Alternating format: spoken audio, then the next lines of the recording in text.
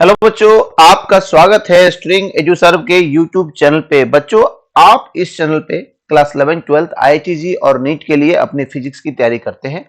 बच्चों, अभी हम इस चैनल पे आप लोगों के लिए क्लास 11 से SC Verma volume 1 third chapter से 40 नंबर क्वेश्चन को डिस्कस कर रहे हैं। बच्चों, इस क्वेश्चन को देखिए। इस क्वेश्चन में कहा जा रहा है ए बॉम्ब इज ड्रॉप्ड, एक बॉम्ब को गिराया गया, ठीक है, फ्रॉम अ प्लेन, एक प्लेन से, flying horizontally with uniform speed, यानी एक प्लेन से बॉम्ब को गिराया गया जो प्लेन हॉरिजेंटली फ्लाई कर रहा है विथ यूनिफॉर्म स्पीड, यानी स्पीड जो है बॉम्ब का यूनिफॉर्म है। So that the bomb will explode vertically below the plane. कहा जा रहा है, यह बताइए कि क्या वो बॉम्ब जो नीचे गिरेगा जमीन पर वह एकदम प्लेन के वर्टिकली बिलो रहेगा। मान लेता हूं ये प्लेन चल रहा है, ठीक है, ये प्लेन का स्पीड u हॉरिजॉन्टल है और इसने एक बॉम्ब को गिराया, ठीक है, ड्रॉप किया। तो बॉम्ब को जब ड्रॉप किया, मान लीजिए बॉम्ब इससे अलग हुआ, ठीक है, तो बॉम्ब के पास दो वेलोसिटी होगा, एक हॉरिजॉन्टल एक वर्टिकल। तो ध्यान दीजिएगा, क्योंकि वर्टिकल वेलोसिटी बॉम्ब का जीरो होगा इनिशियली वर्टिकल वेलोसिटी जीरो हो जाएगा। बॉम्ब को भी ओ बना दिया मैंने, इसलिए कहीं दिक्कत हो जाएगा। चलिए इसको मैं बी लिख देता हूं। बॉम्ब को बी लिख दिया। मान लीजिए बॉम्ब गिर रहा है इस तरह से, तो बॉम्ब का इनिशियल वेलोसिटी जीरो हो जाएगा। क्यों एक्स में?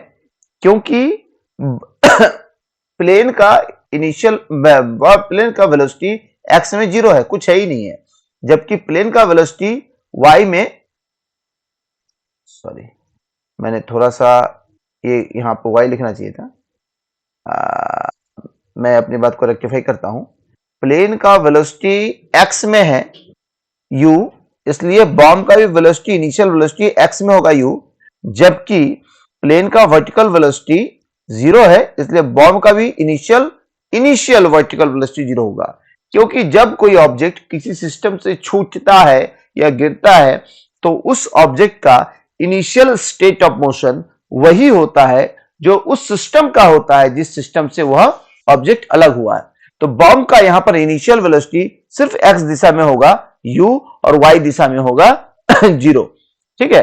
अब ध्यान दीजिए, मान लेते हैं ये बॉम्ब जमीन पे आकर यहां जाके एक्सप्लोड करता है, इस जगह पे एक्सप्लोड कर गया, ठीक है। तो बॉम्ब जो इस जगह पे एक्सप्लोड किया, तो बॉम्ब ने कितना हॉरिजॉन्टल डिस्प्लेसमेंट कवर किया? ut, मान लेते t समय में ut डिस्टेंस ट्रेवल किया बॉम्ब ने x दिशा में, और उतना ही समय में प्लेन भी यहीं आएगा, क्योंकि प्लेन ने भी ut ही डिस्टेंस ट्रेवल किया। प्लेन के द्वारा जो डिस्टेंस ट्रेवल किया जाएगा x में, वो भी ut ही है, ut। क्लियर? इससे यह साबित हो गया बॉम्ब जहां एक्सप्लोड करेगा वो जस्ट नीचे ही होगा, यानी प्लेन के ही एकदम नीचे होगा, वर्टिकली डाउन में, एकदम प्लेन उसके ऊपर रहेगा, बॉम्ब उसके नीचे।